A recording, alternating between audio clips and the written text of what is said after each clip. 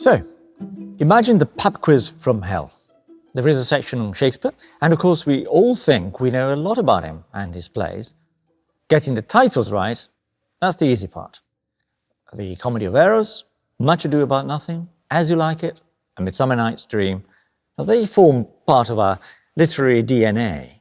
They've been endlessly adapted for opera, music, cinema and television. The characters and the plots have an annoying habit of popping up in crosswords too. But they are slippery and evanescent things. Their stories are stories that should in theory follow a well-defined and recognized structure, but end up surprising us just when we thought we understood them well. This stage of our journey will look at the comedy genre and its classical structure. Specifically, however, I would like to show you how Shakespeare messes it up. And just like he always does with the sources and plots of his stories, he takes a good yarn, which has good narrative potential, and then turns it into something surprising and new. We're going to take 3 examples in some detail. A Midsummer Night's Dream is a crazy tale of mistaken identities and magic with just a touch of bestiality thrown in, which puts the finger on the pulse of love as a dangerous illusion. Twelfth Night is a story of power, sexual confusion and loneliness, as melancholy as it is amusing, mercilessly reminding us that love's stuff will not endure.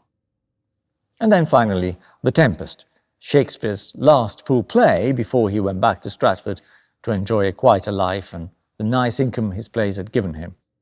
It's a play that talks about an aging magician who is tired of illusions and decides to go home, a spent man with little left to give, where every third thought will be his grave.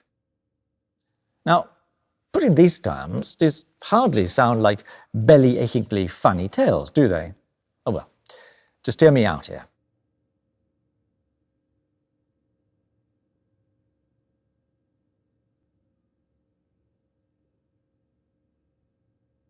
The question of laughter is a very old one.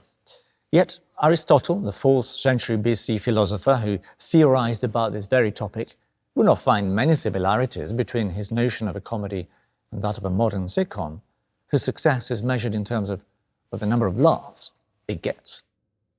So Fawlty Towers or even The Office use archetypes and stereotypes, master and servant, nagging wife, the unaware loser, the sad wannabe seducer, to create farcical situations in which human flaws are highlighted, but not so much as to become completely unrecognizable.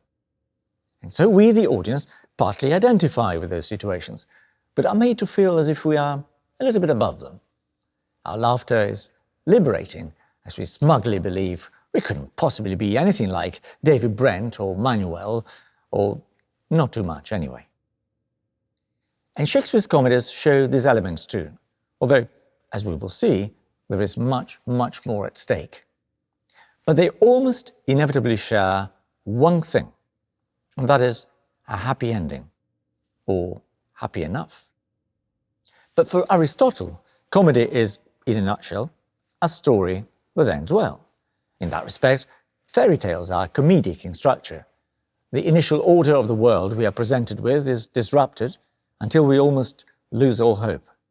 And then something happens, or someone intervenes. The fairy godmother gives a much-needed hand, and like the deus ex machina that she is, an unexpected and welcome last-minute superhero, she saves the day. Cinderella marries the prince, all live happily ever after.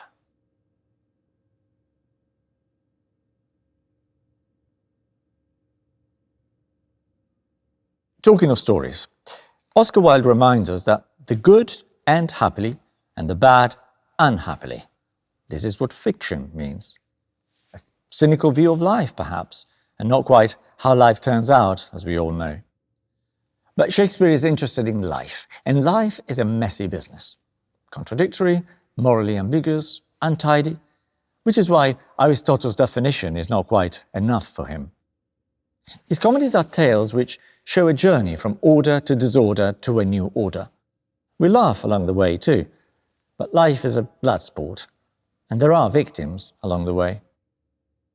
In his comedies, despite the happy endings, we are left with outsiders, people who pay the price, deservedly at times, for other people's happiness.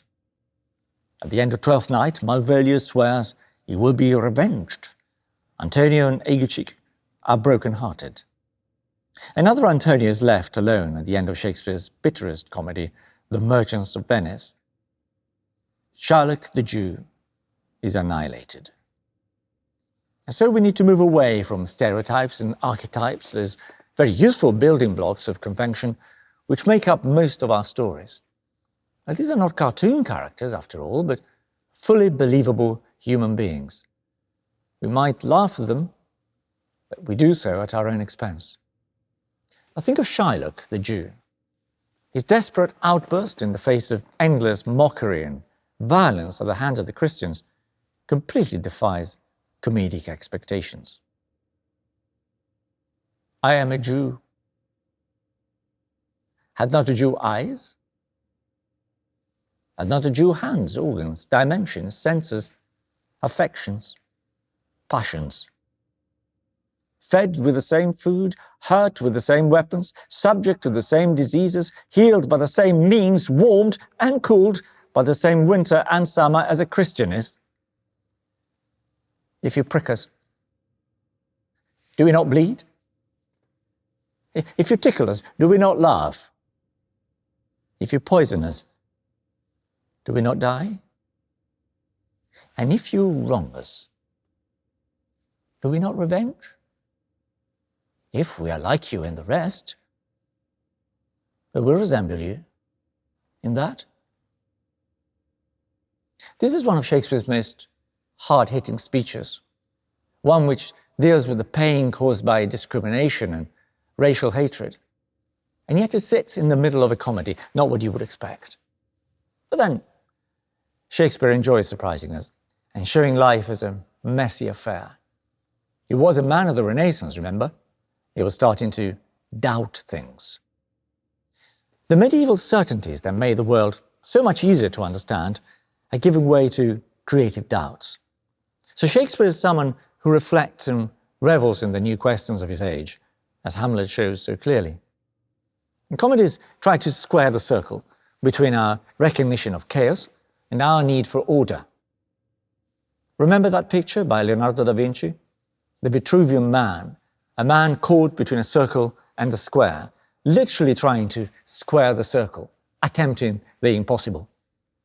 Now, contradictions are frustrating, of course, but they're a source of extraordinary creativity and therefore dramatically invaluable. And drama thrives on conflict and mistakes. Shakespeare is not afraid of them. In fact, he embraces them in his plays.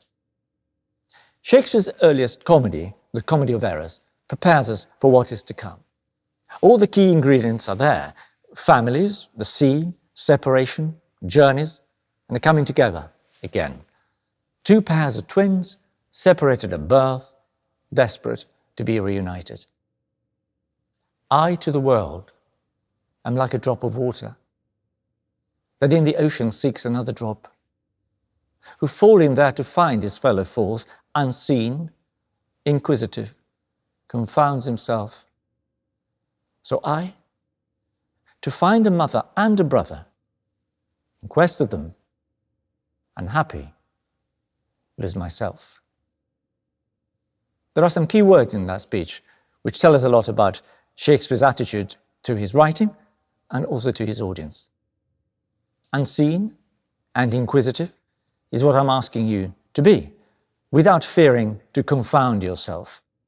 We need to lose ourselves in this quest as we understand stories that seem so exotic and so different from our own, but are actually much more familiar than we'd ever imagine.